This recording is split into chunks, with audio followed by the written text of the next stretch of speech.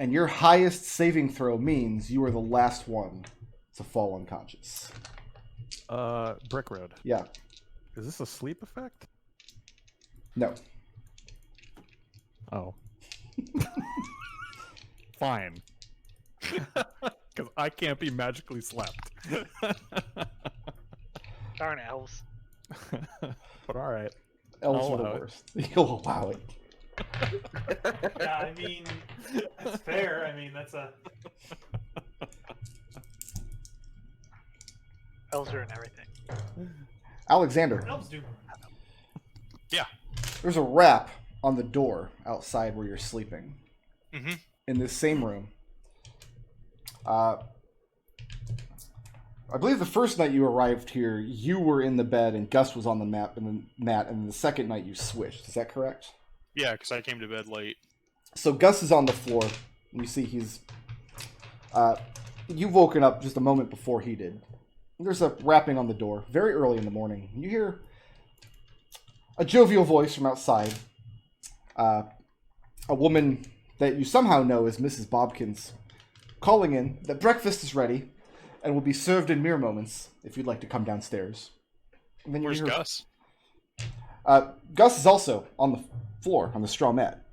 And he's been rallied awake by the rapping on the door. And both of you have memories of having a very, very interesting day yesterday. Alex, the last thing you can remember is coming back to the room after taking a shift downstairs to keep an eye on Vladislav. And then you remember laying down and drifting off to sleep, and then being violently awoken by searing, slashing pain across your throat and chest. And then you woke up here. And you reach down and put your hands, and you don't feel any injuries anywhere. Gus is going to sit up, look at Alex, summon his cutlass, and point it at him. It says, "What the hell?" Wait, I'm sorry. Was that what I remember or what he remembers? What Gus remembers is all of the events of the previous evening, and then at some point just fading away. And you woke up here. In fact, Lucius has a very similar experience down here in the breezy bedroom. Seeker and Florian awaken in the doll room to this similar kind of knocking. Except in your case, Mrs. Bobkins has brought some breakfast upstairs for the wounded Fearbulk, who's in her bed, taking breakfast on a side table. Seeker, you remember the illumination outside and the lightning striking so fast and so violently to the point where it overtook all of the windows. But you're the only one who witnessed that, since you're the last one to fall. Is there any kind of storm outside? Oh yeah, it's the same storm as when you woke up the previous morning. Okay. It's still raining really hard, although going from the comparison from last night to this morning, there might as well not be a storm outside. That's how bad it had gotten over the course of one day. I'm going to cast Identify on myself. To see if what magic spell is currently affecting You me. disappear in a puff of logic. Oh no. You cast Identify on yourself, and it's just whatever... So, yeah, you cast Identify on yourself, and the spell affecting you is Identify, and the results of the Identify spell are that you're casting Identify on yourself, and the results of that spell are that you're casting Identify on yourself. And that spell also... I'm used to ignoring that, Luke. Okay. I feel like every wizard has to do that at least once, just to know what it's like. Florian asks Mrs. Bobkins what day it is. She doesn't actually come into the room. She comes into the orange bedroom and gently raps on your door. By the time you guys come out, she is finishing up serving Toriath her breakfast and is about to whisk off. You asked her what? What day is it?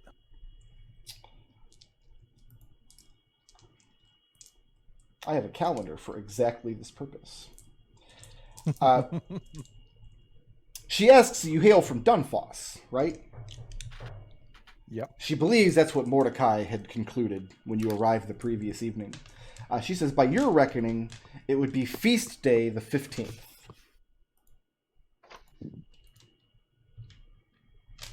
what would it have been the day we fell asleep?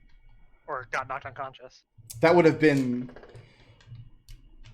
If it was after midnight, it would have been very early in the morning of Art's Day, the 16th. So she's telling the truth. You went from the 15th to the 15th. Okay. And she does. She's got a million things to do to tend to other guests, and she whisks her way out of the room. Florian turns to Seeker with a raised eyebrow. And Seeker just hurriedly fills him in on the what he saw before he got knocked unconscious, like the lightning flashing. And Alex and Gus, Mm-hmm. what do you guys do first thing in the morning? I mean, I'm like holding him at sword point and telling him to like prove to me he's actually Alex, because Alex was dead. One time you got your foot stuck in a bear trap, and I got my hand stuck in the same bear trap trying to get you out. Wait, no, that was Florian. Wait, where was that? Which one of you was that? It was one of the two of you. I stepped in the bear trap. You broke your hand trying to get your crowbar out. That's not the way he remembers it. Yeah. Fine. You died. He's kind of like running his hands over his body. And there's no visible wounds. So Lucius pulls open the door, walks out to the hallway here, pulls open the door. Is there a straw mat where Vladislav was sleeping? In the commons? No, there's not. In fact, the table hasn't even been pulled aside. Lucius is packing the pipe as he does this. Then he kind of leans against the wall waiting for Florian and Seeker to come out. What time did Vladislav get here the last time? It was after the midday meal. Okay. I'm gonna head up to go talk to the others upstairs, and when I see Lucius, I'm gonna kind of wave like, "Come on." Do I remember anything after the point that I was quote unquote died according to them? No, you remember waking up in extreme pain in your throat and chest, and then blacking out. put your Okay. armor on. Yeah, sure. Give me a hand. Yep. We're gonna help each other put our armor on. Okay. Hot. And when we get up there, I'm gonna look down at the group, and when I see Alex there standing, like completely not dead, Seeker just nods to himself as though that makes sense. I verified it's actually Alex. Don't worry. And Seeker is going to say that makes sense because I'm pretty sure we're yesterday. Oh, And Seeker is going to run them through his thinking, which is that if it was just a sleep spell and they were currently unconscious and having some sort of shared hallucination, Florian shouldn't be here. Fair. Also, I'd be And- dead, apparently. And Seeker holds up a finger to that and says, and if we were in some sort of shared hallucination and Alex was here with us, then my identifying myself would have indicated that, and it did not. I You think wanna- whatever spell affected on us is now all over. Do you want to check me for magic to make sure I'm not an illusion and this is all a elaborate scheme? I mean, I know I'm not, but it might make you feel better, Seeker. And Seeker shakes his head. He says, I just told you my reasoning. anyway. I'm going to like go through the day's events. There was a figure that jumped outside the window. And then somebody killed the kittens. What? Yeah, I know, right? And etc. etc. Oh, and like Ellsbury, yeah, he went crazy. Okay, You went So- crazy? in that case, first question. Alex, do you want to die again? Prefer not to. I mean, you're the expert on it, but Because I'll defer to Here's- your opinion on that point. here's the way I think this should go. We talk it out. We figure out what key events happened yesterday that did not, in fact, revolve around other events, and we try to figure out what happened. And you start hearing noises downstairs as people are convening in the dining area, clattering of plates and some faint conversation. I need coffee before I think about this anymore. Let's go. Agreed. So everybody's going down to the dining room to have breakfast. I mean, Sure. we're not crazy. The food was delicious. Going down there, Mrs. Bobkins and Nellie are serving the plates. Amner and Jimna are down there, and they make their acquaintance with you. Mrs. Bobkins introduces you to Aylesbury, who's sitting there, decidedly not crazy this morning. But he's very quiet over the course of the meal. He doesn't say very much. And you're told that there is another guest upstairs who Seeker and Florian had seen briefly, because their room's on the other side of hers. But as she is convalescing, she'll be taking breakfast in her room. And Lucius, during the course of breakfast, you notice that Nellie keeps stealing glances in your direction.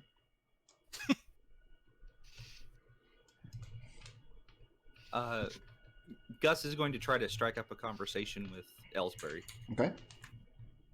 And it's hauntingly similar to the conversation you struck up with him yesterday. Mm-hmm. You Is there learn any indication that, like, he remembers anything? It becomes fairly clear after just a few moments that you are the only people in this house that know anything strange is going on. Hey, Alex, do you have any of your tools with you? Yeah. And when breakfast finishes, Seeker's going to kind of pull on Alex's arm. I have something I'd like you to repair for me. Okay. And as soon as they get around the corner, what was the god that Toriath followed, Rickard? The god's name is... Because I got a lot of information on that god from her. Frulendulf. And what's its sigil? Like, if I was a follower of Frulendulf, what do I carry? It is the patron god of hedgehogs. So maybe a hedgehog spine. Or a pair of shoes and a TV monitor. And I'm going to ask Alex if he can quickly make me... And as you guys are having this conversation, behind you in the dining room, you hear Mrs. Bobkins, "Oh, I'm okay, I just need to maybe sit down for..." And then a loud clatter as she faints and falls to the floor. And Lucius goes and catches her, much like he did the same previous day. And the whole same conversation plays out, where Mordecai and Nellie help her downstairs. And Lucius, the same thing happens again as you go down to the basement level. Mordecai has you bring her into her bedroom out behind the storage area, and then starts to bring you back upstairs. Okay. So what did you learn about Frulendulf? I'm going to try to get Alex to make me a small insignia of Frulendulf. Something I might carry that's not too valuable. Okay. Is that something Alex can do? I mean, I would hope that with a Smith's Tools and a Smith's Tools check bonus of something stupid like that'd be plus 12. Yeah, so plus 12 I would be able to. Okay. I've got a ton of material in the bag. How long does that take? I mean, if what's the gold piece cost of a precious holy symbol? Some fraction of a day, I'm pretty sure. Probably negligible. Yeah. So let's go ahead. I make 10 gold pieces worth of material a day. Okay. Let's go ahead and gather up some morning actions then. As soon as I get that holy symbol, I'm going to go play out the conversation I had yesterday with Toriath, only this time when she mentions her god, I'm going to say, "Oh, that's shocking. I'm also a follower of Frulendulf. I'm going to take up my holy symbol." So count on doing that in the afternoon, perhaps, because Alex is going to have to spend part of the morning actually making it. Can you go check on Biscuits and make sure that those kittens don't get back into the house while I'm doing this? Sure. And I'll go out there and check on... I'll go take Alex's part of that conversation. Okay. What would Florian, Gus, and Lucius like to do? Gus is going to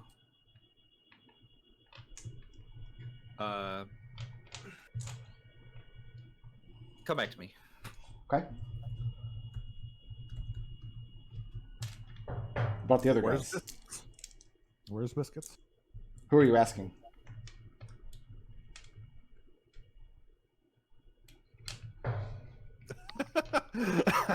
All right. In that case, Florian will try to find Biscuits with a suspicion that he knows where he is. So are you going to go with Seeker? Yeah. All right. And what would Lucius do this morning? When did Vladislav arrive? After the midday meal. Okay. So in that case, Lucius is going to talk with Aylesbury and try and get him to open up about his clown work that I'm pretty sure Lucius isn't supposed to know about until it's divulged in some other way. But Lucius wants to try and get some information from him about that. What is Gus doing? Gus is going to go.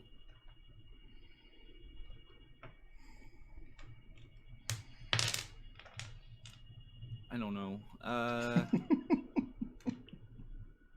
See, I'm trying to think of something useful and I can't. So instead, I'm going to play pool. Okay. That's what you spent a lot of the morning yesterday doing anyway, didn't you? Yep. Seeker and Florian heading out to the kennels. And you arrive at the time where Mordecai is admonishing Biscuits and making him bring the kittens out there. This is the conversation that you walk in on.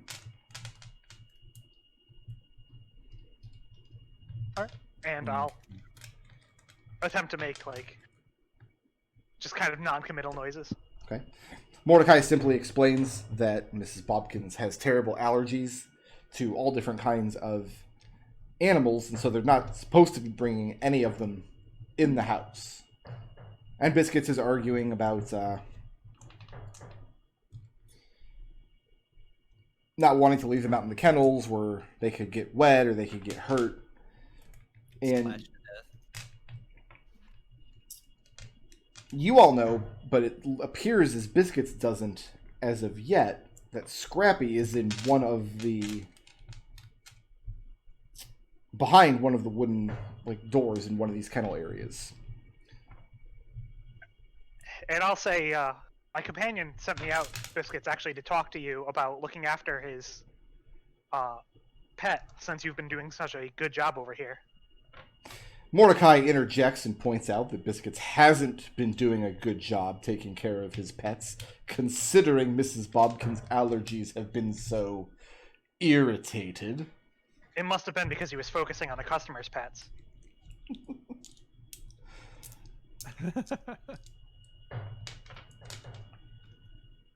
And at this point, Mordecai excuses himself to get back to work. He's going to go check on Mrs. Bobkins and make sure that the morning chores still get done.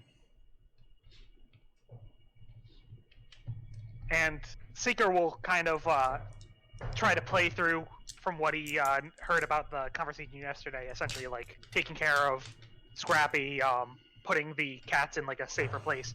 But this time he's going to say, if you're worried about something harming the kittens, I could put an alarm out here for him. So you mean attaching bells to a length of string? And Seeker nods and says, essentially, although the string is connected to my mind. And he doesn't understand what you mean by that. And Seeker will just say, if something crosses whatever barrier, and Seeker will just kind of put his hands out, I'll know about it, and then I'll come get you. You just need to tell me where you are. He says this sounds like a fine idea, but you can tell that he's skeptical that it's going to work. Where did you find these kittens?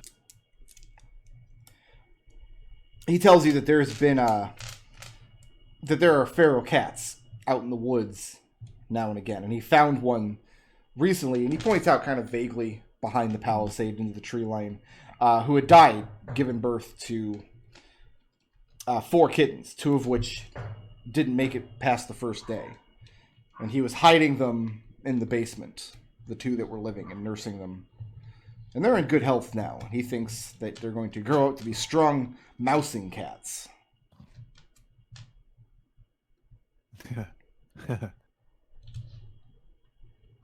Yeah. I'm sure they will.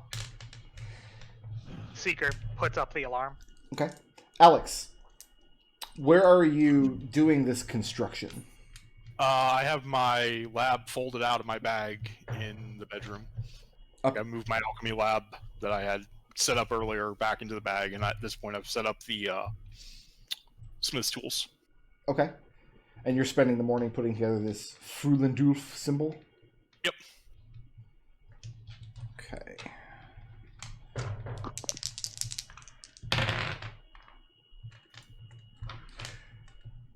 Most of the morning, then, you have the upper floors kind of to yourself. You know that Toriath is still in her room for part of the morning, at least. Till about midday is when you first noticed her downstairs. Mm-hmm. Periodically, though, you hear people from this spiral staircase. You can hear the people using it and who are moving around on the floor underneath you. And some of these you presume to be Nellie or Mordecai going about the day's chores. But more than once, you hear activity in what is the dwarves' bedroom. Mm-hmm. And you can't recall whether or not the dwarves were downstairs the entire morning yesterday. You know that Amner played a good deal of billiards with Lucius and Gus and Florian. And that's what you become aware of as you set about your task. Oh, okay. Lucius, Yes. where are you going to have this talk with Aylesbury? Wherever Aylesbury happens to be. Very shortly after breakfast, he disappears back upstairs. I'll follow him then. And then you come into the room, and as you enter the room, just in time for him to slam the trunk closed. Oh, you startled me. I didn't realize anybody was coming up the stairs behind me. My apologies. I didn't mean to frighten you. And you have the feeling that you had the same conversation yesterday. I never actually had this conversation with him yesterday. Oh, you saw him slam the trunk closed at one point, didn't you? Maybe. I remember describing it. Okay. Groundhog Day. Fuck it. Don't know what's happened over and over again. Anyway. Then I guess I will have the same conversation I had with him. I don't remember, but that was 2 weeks ago, so... People talked to Aylesbury a lot last week, figuring out what village he was from and what he was actually doing, traveling through these woods and staying at this house. And you're able to get a lot of that same information out of him this morning, which means you will have learned it earlier in this loop than in the previous loop. Yeah. Simple. And... yeah, I'll hold a conversation with him for a little while. My intention is to be in a specific place in the afternoon after lunch when Vladislav is set to arrive. Okay, yeah, that happened a little while after lunch, after they had cleared away the midday meal. Mm-hmm. And you know that downstairs in the kitchens, the midday meal must be underway because Nellie has now vanished from downstairs. As you recall, yesterday, while Mrs. Bobkins was in bed, Nellie prepared the meal, and it was interesting. It was like a 1.5 on Yelp, maybe. Out of 10. Mm-hmm. And Gus, playing billiards, although you have fewer opponents this time, mostly you're playing games with Amner. You learn most of what Amner spoke about the previous day, about how his family deals in these Edel caps. But he and his newlywed wife have left their mountain home to seek their own fortune. Mm-hmm. And his wife is in their bedroom? Looking around throughout the morning, about half of the day she's down here with you, about half of the morning as part of the conversation. But you do realize that she does seem to leave quite a lot and go back upstairs, only to reappear a few moments later. Has she? I recall that last loop that she mentioned that she was an alchemist of some kind. It's possible. Is that come up in this loop? Do you ask her? I'll ask her what she does, like if she has any hobbies. And she exchanges a glance with Amner for a moment. What's your passive insight? Hold on. Like a 8. An 8? Okay. She tells you that... Well, I mean, just being with her, I don't think anybody ever talked to her about alchemy. The thing was that you can smell this, like, faint oil odor on her that you recognize specifically because you share a boat with Alex. Okay, well, that's basically what I'll say. I'll say, well, you smell... I smell the traipsing of alchemy on you, due to the... Like, I have... One of my companions is a pretty... He's a... I don't know. Is Alex a dabbler or is he skilled in alchemy? And Amner kind of digs his elbow into your chest for a moment and says, if you're going to flirt with my wife, man, do a better job than that. To which everybody has a moment of belly laughter. Jinna tells you that she considers herself an amateur tinkerer. Her family in the mountain homes builds locks and mechanisms, so it's always been an interest of hers. Okay. Locks and mechanisms. Okay. And Alex, partway through the morning, you finish up this sigil that looks like it meets Seeker specifications. Okay. You're not sure what an echidna is, or you wonder if there are any lawful emeralds. Got it, good God. I'm going to step away for 2 seconds and grab a drink from the fridge. I will be right back. I'm in terms with having said that.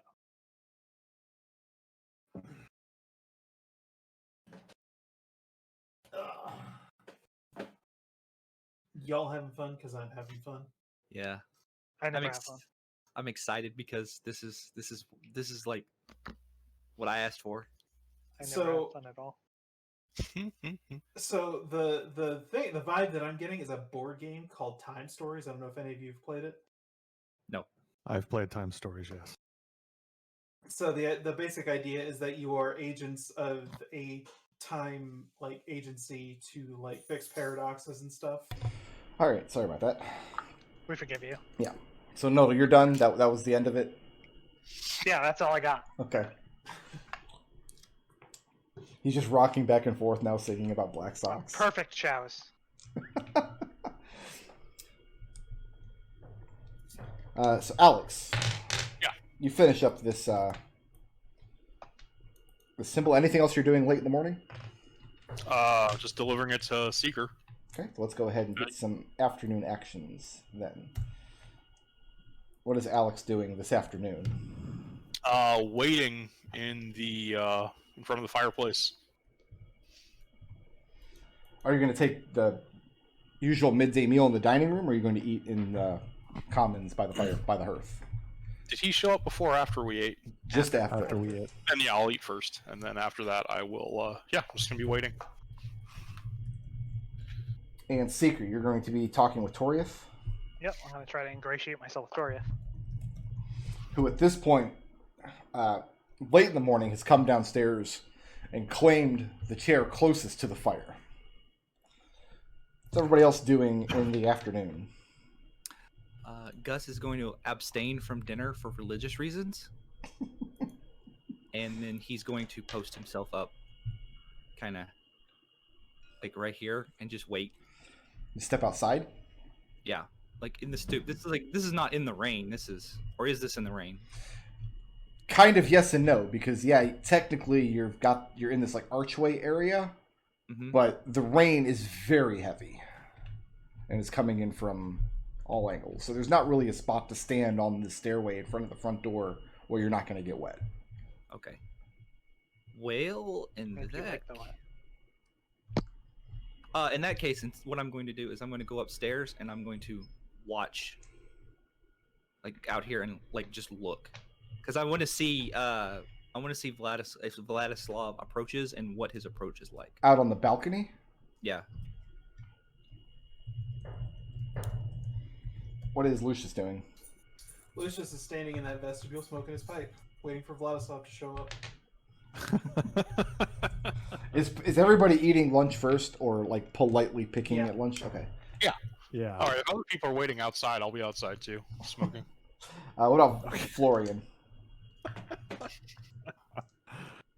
Well, everyone seems to be waiting for Vladislav. I'm not.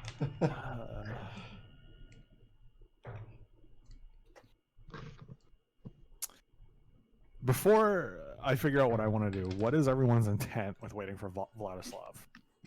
Let me ask that. This would have to be a conversation you guys have in universe then. Yeah. Okay, that's fine. In that case, Florian would, I guess, start with Lucius. My intent is confront the man to find out what his deal is coming here. Mm-hmm. When he had those witty comebacks before, this time you'll know exactly what to say to him. Precisely. Unless, of course, he has recollection of what's happened previously, in which That's case, my main question: does he remember it? yeah, that's kind of where I'm getting at with this. If he remembers, is he even going to bother showing up? Yeah, no joke. So, Florian, afternoon actions. So Florian will wait on the vestibule with Lucius.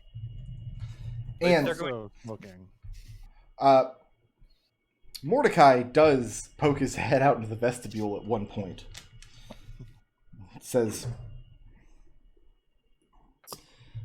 though she is not an exemplary cook, I assure you that Nellie did her best in providing the midday meal, and I have taken note that her feelings seem to be hurt, that all of our guests have vacated to the vestibule.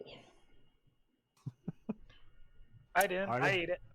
I have no doubt that Nellie, in fact, tried her best, and I believe that to be the truth. He says perhaps he will be charitable and tell her that it is because you are observing the rules of Bicklebell House and bringing your tobacco habits outside. Lucius lifts his pipe and salute. And when he says the word outside, lightning clatters all around the house. There it is. Not when he says Pickleball House. Seeker, what do? You need to... Are you trained in religion?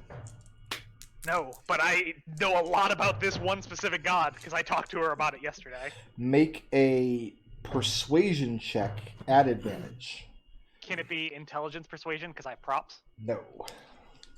The prop is what gives you advantage. Okay. Actually, let me first roll my foresight die to see if I just want to cheat. Oh, you know what? You should take the same foresight die that you had in the previous sleep. Oh shit! You wrote it down. You asked me specifically. What was it? Give me 1 second. That's why you wrote it down. Awesome. I love it. I just need to find my Yeah. scratch page here. Oh no, that means You rolled a 5 and a 20. Okay, great. Yeah, I'm gonna roll. I'm gonna pick the 20, and I'm gonna try to make myself like. I'm gonna be commiserating with her about how sometimes my companions are too like protective, yada yada yada. I love this god, and my goal is to essentially give her the impression that if she heads out into the forest tonight, I want to come. So here's what you learn. You're taking this 20 on your persuasion roll? Yeah. Okay. So save the 5 for later? Yeah.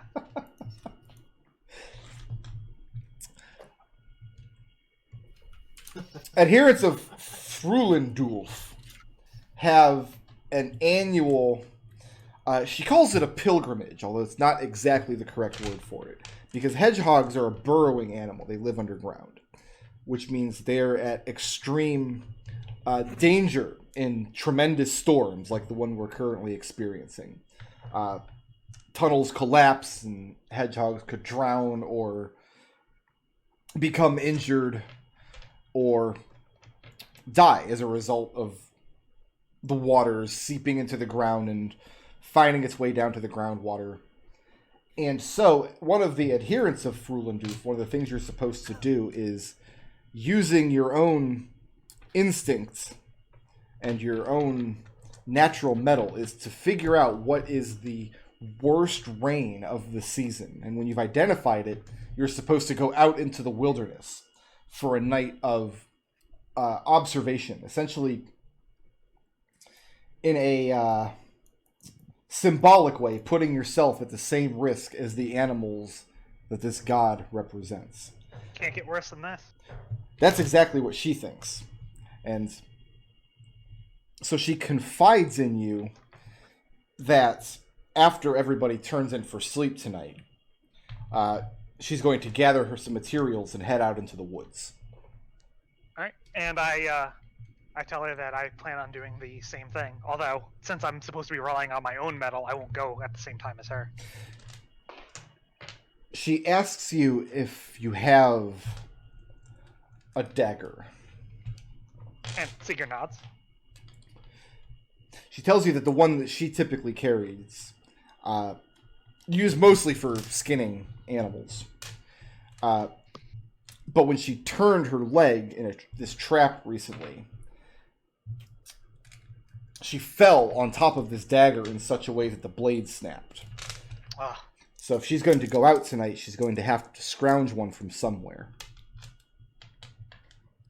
But if you have one, and as long as you think that you can get out of the house without Mrs. Bobkins finding out and stopping her, meddlesome woman that she is, then traveling together for this observance might be a good idea. Yeah, sounds good to me. So you spend most of the afternoon putting together these plans. Yep. And the rest of you are just sitting there, waiting. I would like to talk to Lucius. We're sitting there plotting murder. What would you like to say to Yeah. Lucius? What would you like to say to Lucius? I would like to bounce the theory off. What's your theory? We sit here waiting for Vladislav. Almost called him Vesuvius. Vladislav. He came into the house yesterday and he saw us and he was utterly jubilant. Correct? Yep. Mm-hmm. And then he wandered over to the curio cabinet. The curio cabinet popped open. Mm-hmm. There Smoked was, a pipe on the kitchen table. and the knives were removed. And then we adjourned for the evening. There was more events after that. We adjourned for the evening. And then Alexander was murdered. Yeah. I observed when he was looking at the dead body that he was shocked and stunned. He was really shaken. I have a feeling Vladislav has been trapped here for who knows how long. But our arrival has somewhat disturbed this process of whatever is happening. So when he saw us, he was jubilant because he thought maybe he was free from it. But instead, I posit that he was the one that was actually being murdered. And now for the first time, he's not the one. And doesn't. That's a good theory. I think what we should try to do, therefore, we should try to convince him to sleep where we know where the murder is going to happen. If he's already aware of the situation and what's happening, he's not going to go for that at all. Exactly. That's how we'll find out that he's in on it. That he knows what. You're a clever man, Florian. Wouldn't have come up with that myself. Florian slowly morphing into Sherlock Holmes. Regarding the daggers, I'm going to try to find a way to slip you the information about why some of the daggers disappeared. that they were brought out into the rain. So that's at least one set of daggers accounted for. Gus, Yes. standing out on the balcony, there is a path leading from the gate at the edge of the hill that comes up the hill to the house. But actually locating this path in this storm is difficult at best. But right on time, about maybe an hour or so after the midday meal, you do see Vladislav arrive with his wide-brimmed hat, clutching his cloak tightly around him, coming through the gate, and he stands for a moment, gazes up at the house, seems to kind of take in the sights of the grounds, and then starts up towards the vestibule, where he sees, waiting out in the rain, Lucius and Florian and Alex. And he stops about halfway across the yard, and he holds up his hands. He says, "Greetings. Is it that uncomfortable inside that you must wait out in the storm?" Depends on what you're waiting for. Florian lets out a little grunt and heads inside. Go talk to Gus. Florian heads inside. Yeah. So he looks back and forth between Alex and Lucius.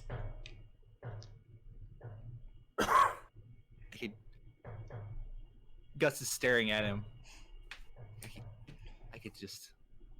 It'd be so easy. So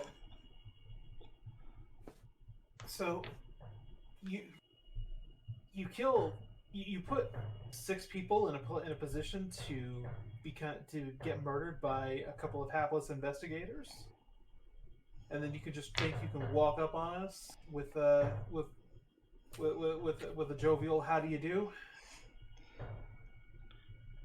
He says, "Well, I half expected you to be inside by the fire with a hot cup of, I don't know, not rainwater, that's for sure." He clutches his cloak a little closer. He says, "Perhaps we can continue this conversation inside. I am weary from the road." Can I hear this? Perhaps we can. No, Gus, not from up on the second floor. You can't. Yeah. Perhaps we should. And Lucius douses his pipe.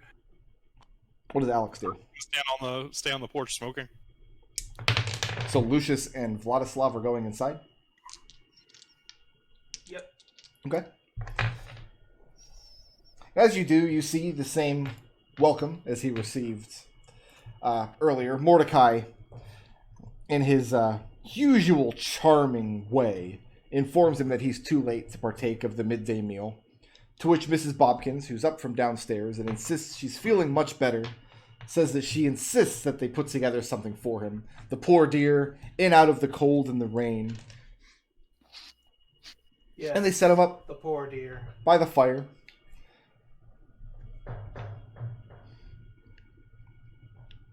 And he begins to ingratiate himself with the staff and the other guests throughout the rest of the afternoon. And by this point, Florian has joined Gus and relayed the same information about theory. Okay? Like, it was real tempting to me to try to just shoot him with a firebolt, Well, just to see. well, if you let him sleep in your room, they wind up dead anyway. Yeah, but do you think that'll break the? Like, do you think we'll just wake up the next day? While cathartic, I don't think that'll be very. We are in a truth overload moment.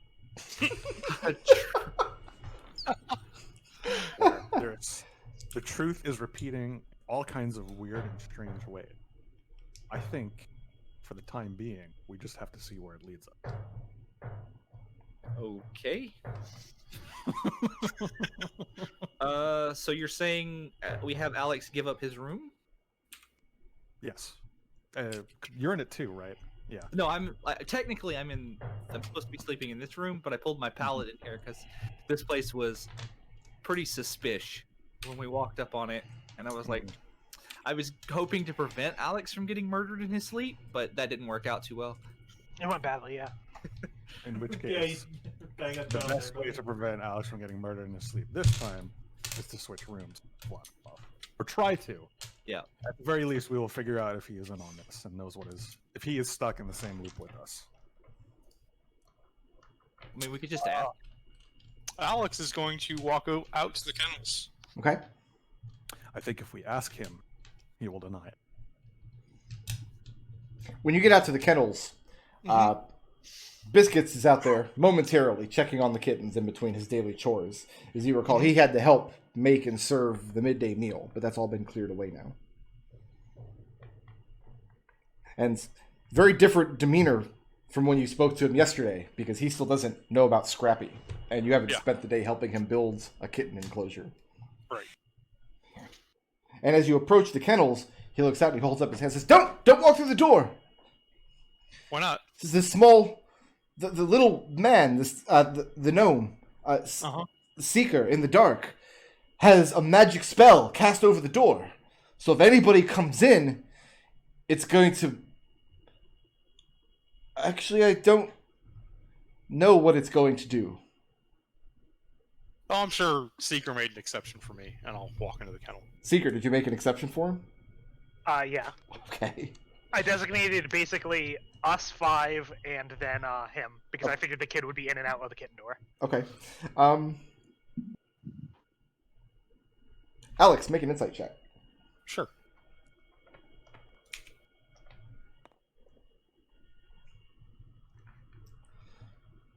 That would be a 12. 12. As you enter the kennel and nothing happens, the kid looks a little confused and then a little disappointed. And you think like he feels like he was lied to. Like I said, he probably made an exception for me. He knows that I might be moving around a bit. I have to go check on my badger. And this is when his face lights up. So you have a badger. Yeah. And then it's a repeat of yesterday as you open the door and reveal Scrappy. As soon as I see Scrappy, this is not good. He is not taking this weather well. Look at that rust. I am going to have to be out here all night keeping this working.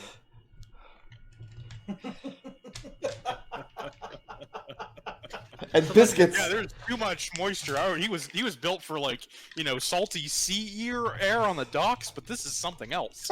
100% humidity for however long this has been. No, this isn't gonna. This won't work. I'm gonna have to bed down for the night and just do full-time maintenance here. So, slightly different sequence of events from. Well, I keep saying yesterday. It's not really yesterday. It's just the previous day. He is gobsmacked by Scrappy and is fascinated and launches into anything he can do to help maintenance. I need to get most of my equipment, but I believe there's an extra bedroll that was brought into the... Do you know which room I'm staying in? He nods. There's an extra bedroll they brought in there for Gus. Can you go get that and anything else they brought for Gus down here so I can set up for... that I can sleep here in this kennel tonight? Yes, of course. And don't worry about any of the equipment. There's there's some tongs and a small forge. Don't touch any of that. I'll be up for that in shortly. But get the bedding and stuff for me. Okay. And we're approaching the time in the afternoon where Vladislav attempts to pick the curio cabinet. Gus is leaning against the cabinet. Okay. Like just kind of in the middle, leaning up against it with his arms crossed, like just nonchalantly. Just kind of like picking at his nails. Kind of looking at the ceiling in the middle distance. So the way you're leaning against it is such that he can't approach it to pick the lock? Right. I am literally standing in the... See this little line here? I'm standing right there. Gus is inside the cabinet, just staring out of it. Frowning. Just constantly relocking it from the inside. And pointing at him every time he does it. No. So instead, he kind of just, without missing a beat, just segues into this conversation about the makes and models of these elven weapons and expressing interest on getting a better look at them or learning more about them. And over the course of this conversation is when Biscuits tears into the house and runs upstairs. And a moment later comes down carrying as much of, he's got this straw mat, slung over one of his shoulders. And in his arms, barely balance, he's carrying as much of Alex's equipment as he possibly can. Especially his tongs and his small forge and everything else that he says Alex said he's going to need to keep the metal badger alive. And he's dropping things on the floor as he goes. Was that my bedroll? You ask the boy's back as he disappears out the servant's entrance. It looked like your bedroll. Yes.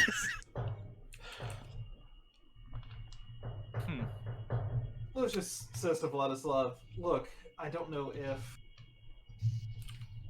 what your game is here, but if you plan on getting up to any funny business right tonight, then we're gonna have words.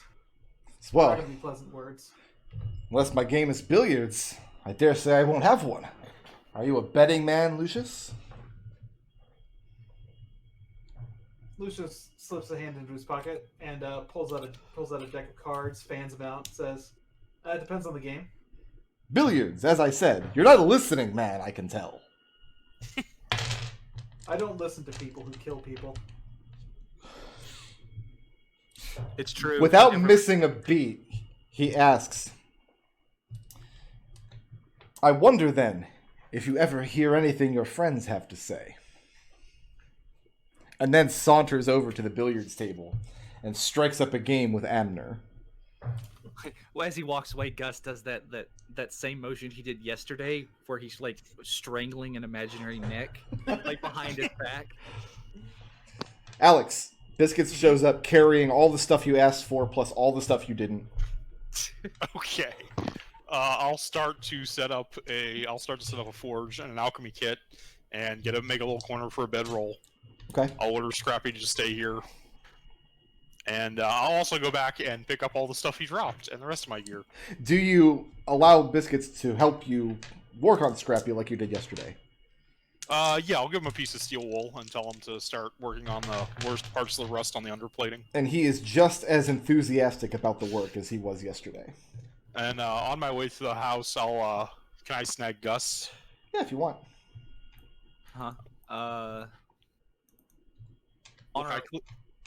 Look, I cleared out of the room. You find a reason to, too. I mean, okay. Let him know that I've got to stay with the Badger all night because I have to keep maintenance because there's too much humidity in the air. Yeah. Well, technically that's not my room, so anyway, it's fine. Right. Was there windows in this room? In which room? The one that they put 21 that they put me in. No, 21 is like an attic storeroom, whereas 20 is actually a small attic bedroom. So 20 is the only room upstairs that has a window looking out. Okay, cool. Then, yeah, I'll just sleep in. I'll lock the door and sleep in this room tonight, or pretend to sleep because I don't think I'm going. And I'm going to give. Also, you already took the key from me, right? You have the key for that room right. that we were both in. Okay. Make sure that they know that when they're giving our friend here a room. Mm-hmm. Is anybody else doing anything before supper service this evening? Yeah, I have a few things I'd like to accomplish over the course of the day before we leave. Okay. One thing is I'm just going to refresh that alarm so that it has 8 hours before we go. That's simple. 2 is I would like to find out if my familiar remembers anything from yesterday. That's a good question.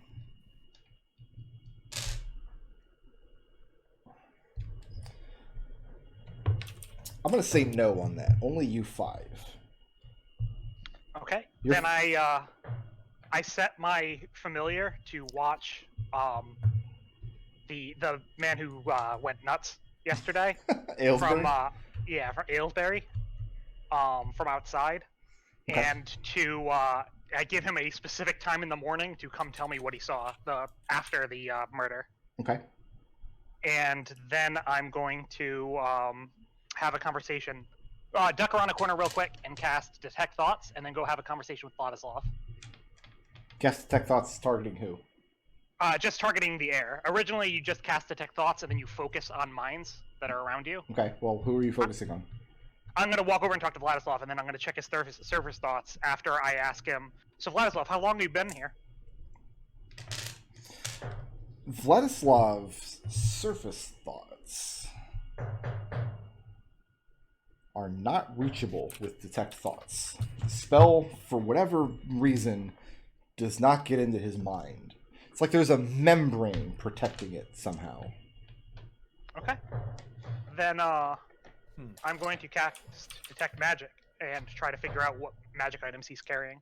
So, but the question you asked him is how long he's been here? Yeah. He With a little bit of stress on the words "been here." looks at you and looks around. A few hours since lunchtime. You were here when I arrived, were you not? And Seeker nods and says, "Must have slipped my mind." And casting Detect Magic? Yeah. What are the components for Detect Magic? Let me give 1 second. Verbal and somatic. So you can't cast Detect Magic while having a conversation without them knowing. Okay, so yeah, I'll do the same thing. Kind of like walk away, cast the spell, and then just come back to get a peek. That's also going to look very suspicious, though. I don't mind. Okay. They're not going to remember this tomorrow.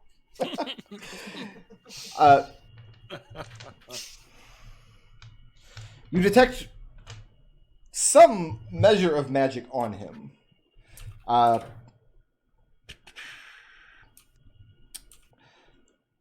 spell draped over him from the Abjuration School. Okay.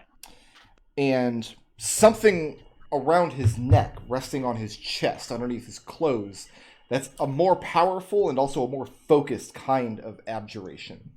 Okay, I think that's my focus. So when you leave the room, Yeah. and walk back in, and he's just smiling knowingly, he says, "Seeker, I just wink. you can ask if you want." And Seeker shakes his head and says, "I never ask questions that I already know the answer to."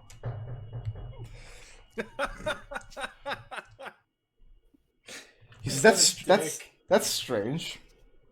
I'm the exact opposite. I prefer to only ask questions that I already know the answer to." And Seeker just laughs and says, "That must be the only difference between us."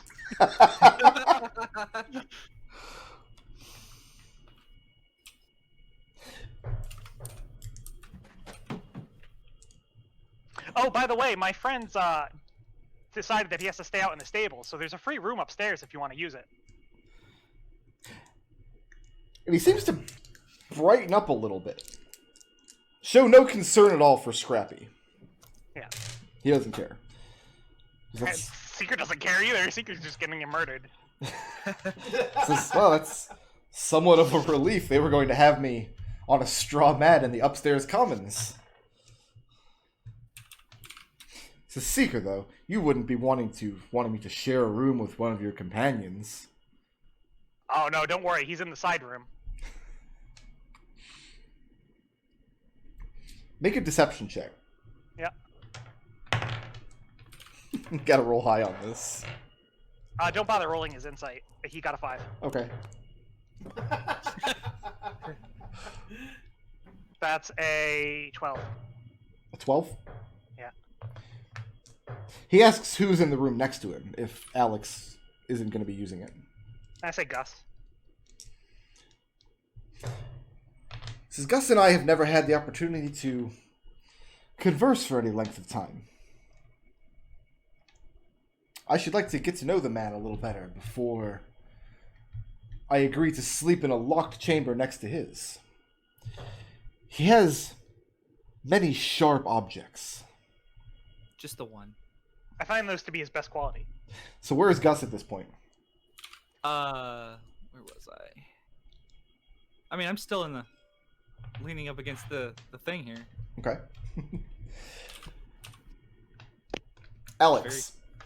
Mm-hmm. At some point, going around about your maintenance tasks, at some point later in the afternoon, Biscuits very hurriedly mentions that he has to take care of something and leaves right in the middle of his task. And he's only gone for 4 or 5 minutes before he returns and gets right back to work. What did you need to take care of? Things Mordecai has me doing. He's always giving me chores, whether or not I'm good at them. Well, that one didn't take very long, so you're either very good at it or very bad at it.